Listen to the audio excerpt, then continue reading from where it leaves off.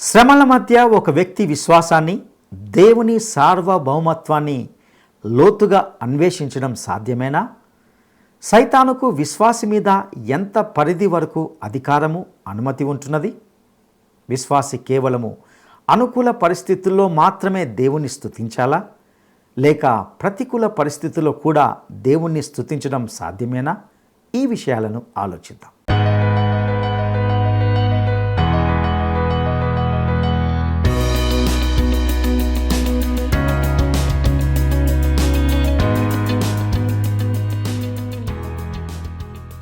మహోన్నతుడును రక్షకుడైన యేసుక్రీస్తు మహిమాన్వితమైన నామంలో ప్రేమధార టీవీ వీక్షకులందరికీ శుభములు తెలియజేస్తున్నాం. నేటి మన ధ్యాన భాగంగా యోబు గ్రంథము 1వ అధ్యాయాన్ని ధ్యానించుకోబోతున్నాం. యోబు నివసించిన ప్రాంతం పేరు ఊజు. ఇది ఒక ఎడారి ప్రాంతం. దేవుడు యోబును ఊజులో ఉంచాడు. యోబు ఎటువంటి వాడో ఈ అధ్యాయంలో గమనిస్తాం.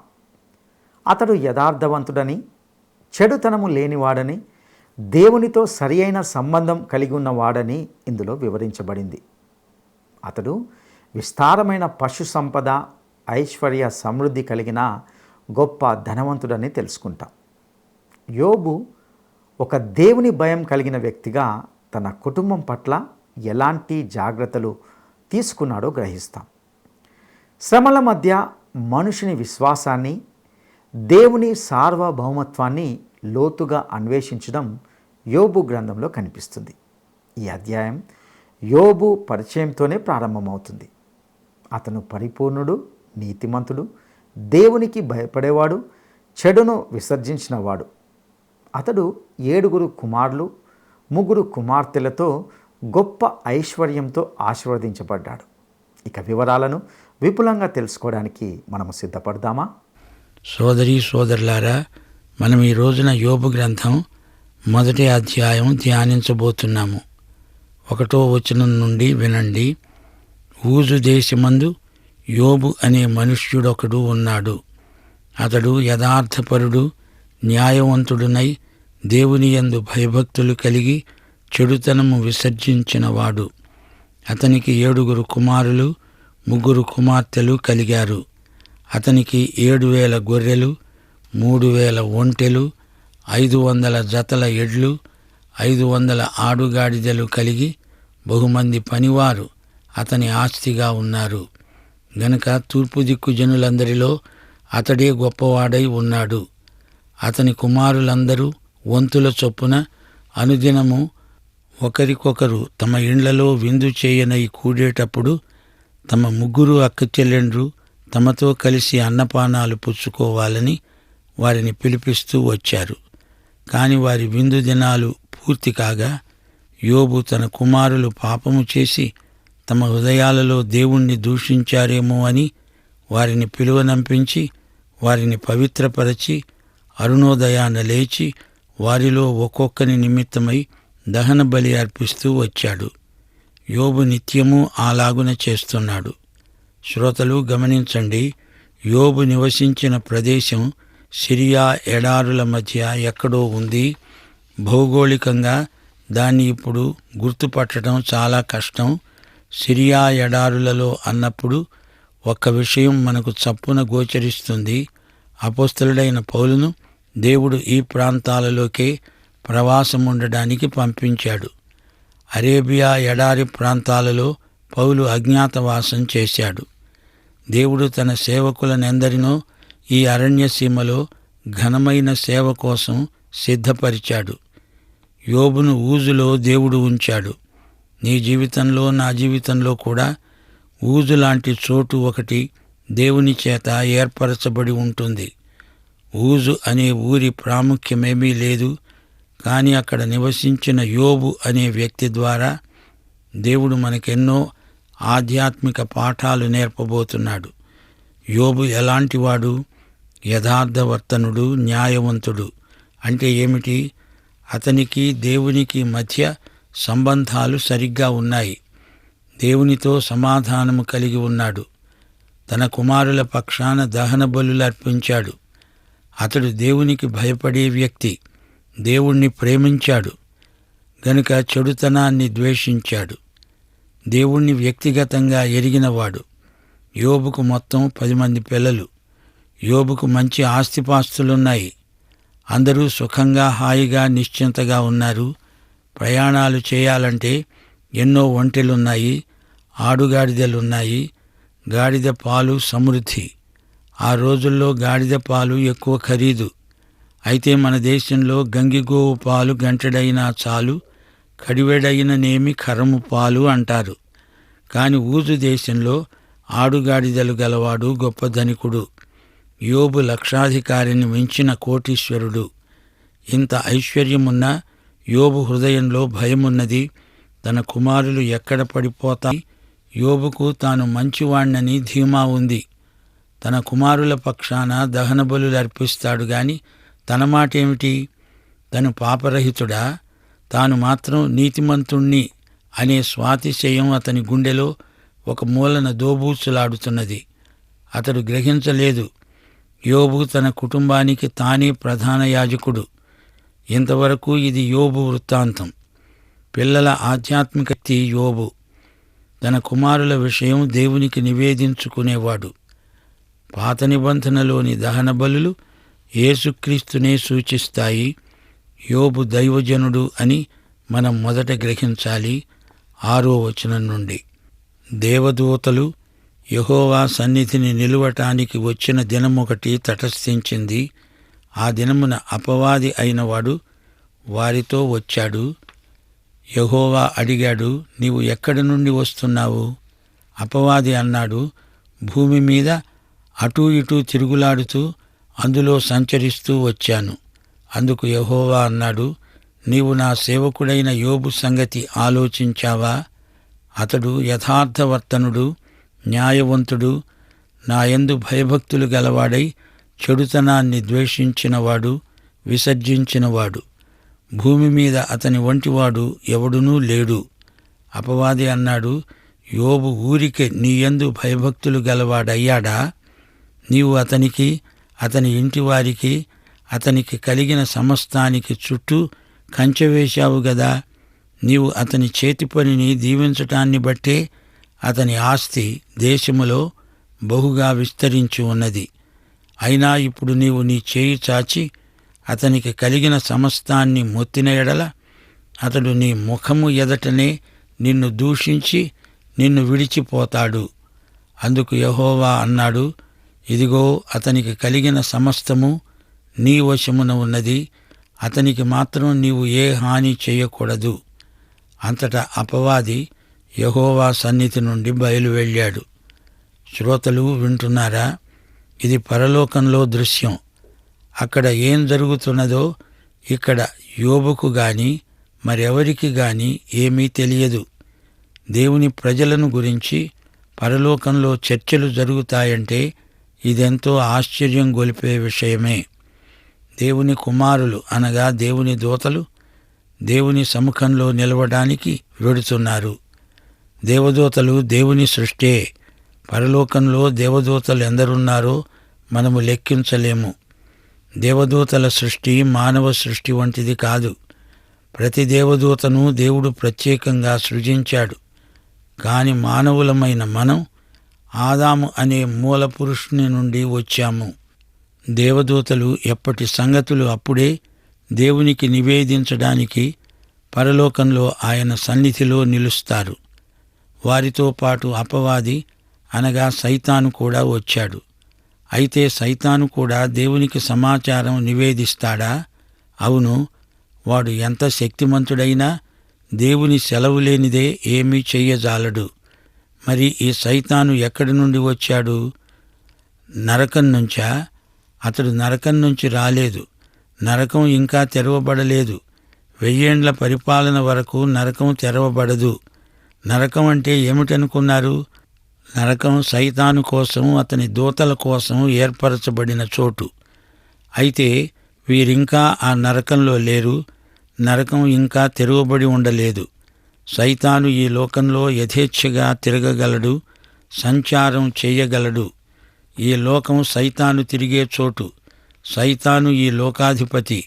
ఇంకా వాడు నరకంలోకి పోలేదు. సైతాను ఈ భూమి నలుమూలలా సంచరిస్తున్నాడు. 2 కొరింథీ 4:4 ప్రకారం సైతాను ఈ యుగ సంబంధమైన దేవత లేక దేవుడు. ఎఫెసీ 2:2 ప్రకారం ఈ సైతాను వాయుమండల సంబంధమైన అధిపతి. అందుచేత వానికి ఈ భూమిపై ఎంతో స్వేచ్ఛ ఉంది.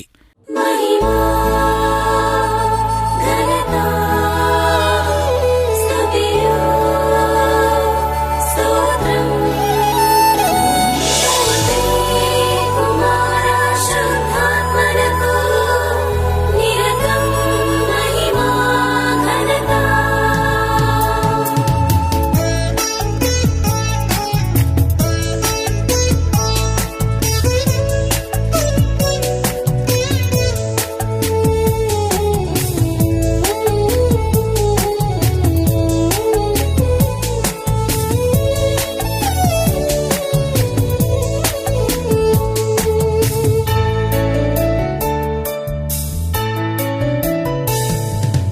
ఆరాధనకు యోగ్యుడా నిత్యము స్తుతించెదను.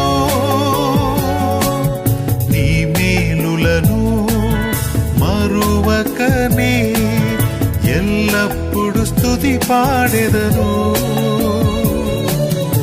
ఆరాధనకు యోగ్యుడా నిత్యము స్తుతించెదను. నీ మేలులను మరువకనే ఎల్లప్పుడు స్తుతి పాడెదను. ఆరాధనా ఆరాధనా ఆరాధనా ఆరాధనా నీ మేలులకై ఆరాధనా నీ దీవెనకై ఆరాధనా నీ మేలులకై ఆరాధనా నీ దీవెనకై ఆరాధనా ఆరాధనా ఆరాధనా ఆరాధనా ఆరాధనా.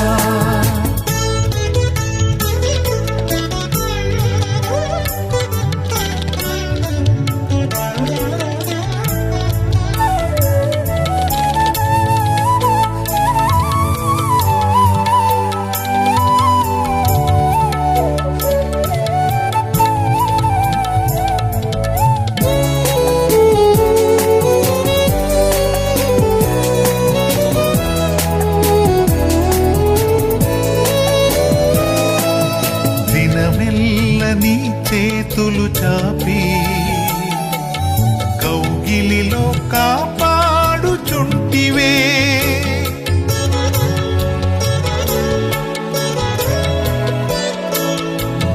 దినమెల్ల నీ చేతులు చాపి నీ కౌగిలిలో కాపాడుచుంటివే. నీ ప్రేమ నీ జాలి నీ కరుణకై నా పూర్ణ హృదయముతో సన్నుతింతును. నీ ప్రేమ నీ జాలి నీ కరుణకై నా పూర్ణ హృదయముతో సన్నుతింతును. ఆరాధనా ఆరాధనా ఆరాధనా ఆరాధనా నీ ప్రేమకై ఆరాధనా నీ జాలికై ఆరాధనా నీ ప్రేమకై ఆరాధనా నీ జాలికై ఆరాధనా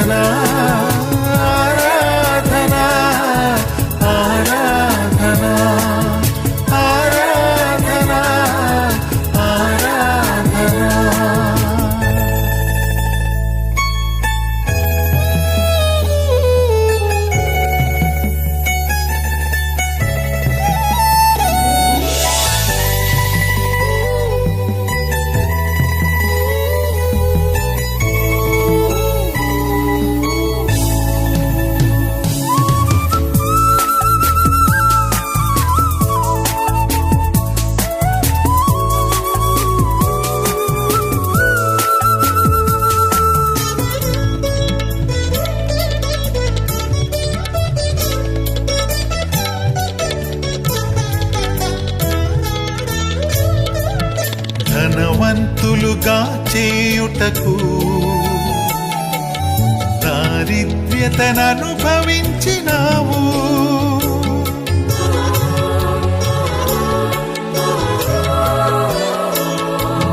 ధనవంతులుగా చేయుటకు దారిద్ర్యతననుభవించినావు. హెచ్చించి ఘనపరచిన నిర్మలాత్ముడా, పూర్ణాత్మ మనస్సుతో కొనియాడెదను. హెచ్చించి ఘనపరచిన నిర్మలాత్ముడా, పూర్ణాత్మ మనస్సుతో కొనియాడెదను. ఆరాధనా ఆరాధనా ఆరాధనా ఆరాధనా నీ కృప కొరకై ఆరాధనా, ఈ స్థితి కొరకై ఆరాధనా, నీ కృప కొరకై ఆరాధనా, ఈ స్థితి కొరకై ఆరాధనా ఆరాధనా ఆరాధనా ఆరాధనా ఆరాధనా ఆరాధనకు. 1 పేతురు 5వ అధ్యాయం 8వ వచనంలో పేతురు హెచ్చరిక, నిబ్బరమైన బుద్ధి గలవారై మెలకువగా ఉండండి. మీ విరోధి అయిన అపవాది గర్జించే సింహము వలె ఎవరిని మింగుదునా అని వెతుకుతూ తిరుగుతున్నాడు. యోబు గ్రంథంలో వీడు తిరుగుతున్నాడంటే అందుకే. యోబును మింగాలని ఈ గర్జించే సింహము లాంటి సైతాను కుట్రాలోచన చేస్తున్నాడు. నేను తిరగడానికి నాకు లైసెన్స్ ఉంది అంటున్నాడు సైతాను. మీకు జ్ఞాపకముందా? అపవాది యేసునే శోధించాడు. అతడు ఏమన్నాడు? నీవు నాకు నమస్కరిస్తే ఈ లోకరాజ్యాల మహిమైశ్వర్యమంతా నీకిస్తాను. దానికి యేసు ప్రభు ఏమన్నాడు? నీవెలా ఇస్తావు? ఇవి నీవే అని ఆయన ప్రశ్నించలేదే. అంటే ఇదంతా సైతాను వశంలోనే ఉందని ప్రభువు అంగీకరించాడని గ్రహించాలి. అయితే ఈ శోధనను ప్రభు ముఖాముఖిగా ఎదిరించాడు. అనగా ఈ లోకరాజ్యాలన్నిటిలోకి సైతానుకు ప్రవేశముంది అని అర్థం. ప్రియ సోదరీ సోదరులారా, ఒక్కసారి ఈ లోక పరిస్థితిని తేరి చూడండి. సైతాను హస్తం పనిచేస్తున్నదని మీకు అనిపించటం లేదా? దేవుడే కొంతకాలం మట్టుకు సైతానుకు ఈ స్వేచ్ఛ ఇచ్చాడు. దేవుడు సర్వశక్తిమంతుడు, అయితే సైతాను శక్తిమంతుడు. మనము సైతానును గొర్రెపిల్ల రక్తంతో మాత్రమే గెలవగలం. దేవుడు యోబును గురించి మంచి సాక్ష్యం పలికాడు. సైతాను యోబును దెబ్బతీయాలని చూచాడు, గాని యోబు చుట్టూ దేవుడు కంచె వేశాడు. గనుక సైతాను యోబును ఏమీ చేయలేకపోయాడు. దేవా, నీవు కంచె వేశావు గదా, దాన్ని నేనెలా దాటగలను అని సైతానే ఒప్పుకుంటున్నాడు. అలాగే ప్రియ సోదరీ సోదరులారా, ప్రతి విశ్వాసి చుట్టూ ఈ రోజున కూడా దేవుడు వేసిన కంచె ఉంది. దేవుడు అనుమతిస్తేనే గాని సైతాను విశ్వాసిని ముట్టజాలడు. దేవుడు అనుమతించాడు అంటే అది విశ్వాసి మేలుకే. సైతాను మానవతను, మానవులను ద్వేషిస్తాడు. యోబు మీద నిరాధారమైన నిందారోపణ చేస్తున్నాడు. యోబు ఒక అవకాశవాది అంటున్నాడు. నీవు యోబు చుట్టూ వేసిన కంచెను తొలగించి చూడు, యోబు భక్తి బండారం బయటపడుతుంది అని సవాలు చేస్తున్నాడు. దేవుడు యోబు చుట్టూ వేసిన కంచెను తీసివేయగానే సైతాను యోబును ముట్టడించసాగాడు. సైతాను క్రూరుడు. సైతాను క్రూరుడైన యజమాని. కాని మన దేవునికి సేవ చేసేవారు ధన్యులు. వారి యజమాని కృపామయుడు. ఇంకేముంది? యోబు ఆస్తిపాస్తులు, అతనికి ఉన్నదంతా పూర్తిగా ధ్వంసమైపోయాయి. ఇది దేవుడి అనుమతి మీదనే జరిగింది. దేవుని మీద, యోబు మీద అపనిందలు ప్రచారం చేసే అపవాది తాను చేయదలుచుకున్నదంతా చేశాడు. సైతాను దేవునికి మానవునికి కూడా శత్రువే. 13వ వచనం, ఒక దినమున యోబు కుమారులు కుమార్తెలు తమ అన్న ఇంట భోజనం చేస్తూ ద్రాక్షరసం పానం చేస్తూ ఉండగా ఒక దూత అతని వద్దకు వచ్చి అన్నాడు, ఎద్దులు నాగలి దున్నుతూ గాడిదలు వాటి సమీపమున మేస్తూ ఉండగా షబాయీయులు వాటి మీద పడి వాటిని పట్టుకొని పోయి ఖడ్గముతో పనివారిని హతం చేశారు. జరిగినది తెలియచేయడానికి నేనొక్కడే తప్పించుకొని వచ్చాను. అతడు ఇంకా మాట్లాడుతూ ఉండగా మరి ఒకడు వచ్చి అన్నాడు, దేవుని అగ్ని ఆకాశము నుండి పడి గొర్రెలను పనివారిని రగులబెట్టి కాల్చివేసింది. దానిని నీకు తెలియజేయడానికి నేనొక్కడే తప్పించుకొని వచ్చాను. అతడు ఇంకా మాట్లాడుతూ ఉండగా మరి ఒకడు వచ్చి, కల్దీయులు 3 సమూహములుగా వచ్చి ఒంటెల మీద పడి వాటిని కొనిపోయి ఖడ్గము చేత పనివారిని చంపారు.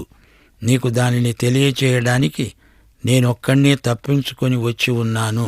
అతడు మాట్లాడుతూ ఉండగా మరొకడు వచ్చి అన్నాడు, నీ కుమారులను నీ కుమార్తెలను తమ అన్న ఇంట భోజనము చేస్తూ ద్రాక్షరసం పానము చేస్తూ ఉండగా గొప్ప సుడిగాలి అరణ్య మార్గముగా వచ్చి ఆ ఇంటి 4 మూలలను కొట్టగా అది యువకుల మీద పడినందున వారు చనిపోయారు.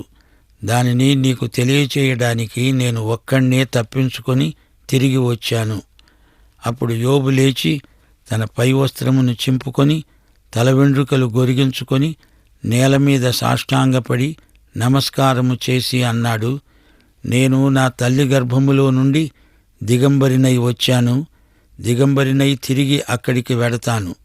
యెహోవా ఇచ్చాడు, యెహోవా తీసుకొని వెళ్ళాడు. యెహోవా నామమునకు స్తుతి కలుగునుగాక. ఈ సంగతులలో ఏ విషయమందు యోబు ఏ పాపము చేయలేదు. దేవుడు అన్యాయము చేశాడని చెప్పలేదు. శ్రోతలు వింటున్నారా? ఎలాంటి పరిస్థితిలో యోబు ఉన్నాడో గుర్తించండి.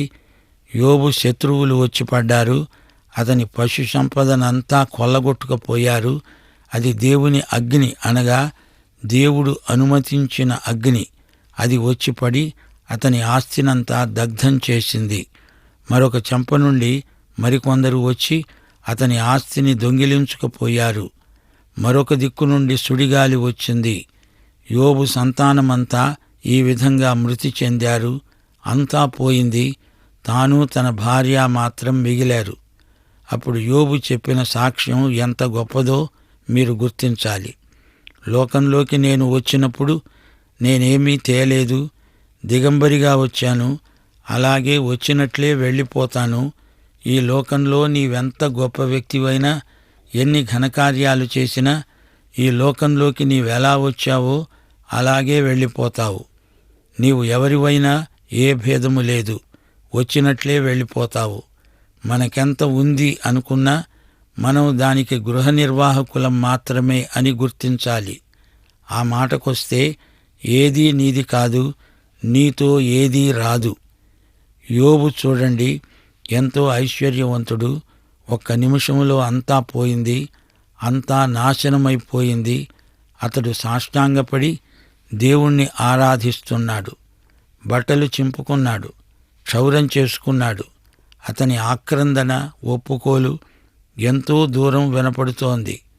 కుమారులు, కూతుండ్లు అందరూ గతించారు. యోబు అంటున్నాడు, దేవుడిచ్చాడు, ఇచ్చిన దేవుడే తీసుకున్నాడు. దేవునికే మహిమ కలుగునుగాక. సోదరుడా, సోదరి, వింటున్నావా? నీకు ధనధాన్యాలున్నాయా? నీవు సంపన్నుడివా?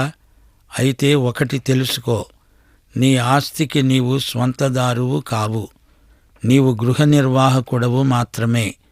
నీకు ఉన్నదంతా దేవుడిచ్చిందే అని నీవు మరచిపోకూడదు. నీకిచ్చిందంతా ఏ నిమిషంలోనైనా ఆయన తీసివేయగలడు. ఆయన మనకు అప్పగించిన ఆస్తిపాస్తులను గురించి కూడా ఆయనకు మనం లెక్క అప్పగించాలి. అందుకే పౌలు 2 కొరింథీ పత్రికలో మనమంతా గృహ నిర్వాహకులమని, విశ్వసనీయులమై ఉండాలి అని హితవు చెబుతున్నాడు. ఈ లోకం, ఈ భూమి, అందలి సర్వసంపూర్ణత ఎవరివనుకుంటున్నావు? అంతా దేవునిదే. యోబుకు ఈ సత్యం తెలుసు. అందుకే అంతా పోయినా యోబు తన విశ్వాసాన్ని పోగొట్టుకొనలేదు. పాపం చేయలేదు. దేవుణ్ణి మహిమపరిచాడు. ప్రియ సోదరుడా, సోదరి, నీవు ఈ దేవుణ్ణి, దేవుని కుమారుడైన యేసుక్రీస్తును నీ స్వకీయ రక్షకుడుగా ఎరుగుదువా? అలాగైతే ఈ పాఠం నీకోసమే. ప్రభు అయిన యేసుక్రీస్తు వారి దివ్య కృప, తండ్రి అయిన దేవుని పరమ ప్రేమ, పరిశుద్ధాత్మ యొక్క అన్యోన్య సహవాసము, సమాధానము మనకందరికీ సదాకాలము తోడై ఉండునుగాక. ఆమేన్.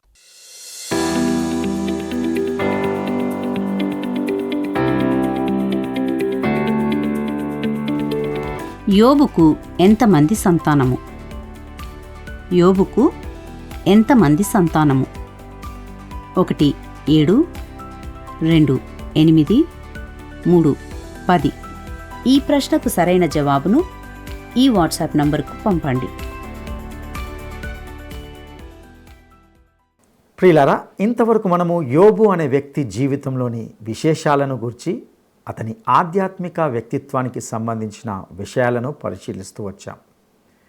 యోబు నివసించిన ఊజు ఎడారి అని, ఇది దేవుని సేవకు తర్బీదు ఇచ్చే స్థలంగా ఉన్నదని కూడా తెలుసుకున్నాం. దేవుడు మనలో ప్రతి ఒక్కరి కొరకు ఒక ఊజును ఏర్పాటు చేస్తాడు. ఇక యోబు జీవితంలో కఠినమైన పరీక్షలు ఎదురైనప్పటికీ అతనికి దేవునిపై ఉన్న దృఢమైన విశ్వాసం బలోపేతమవుతూ వచ్చినట్లుగా చూశాం.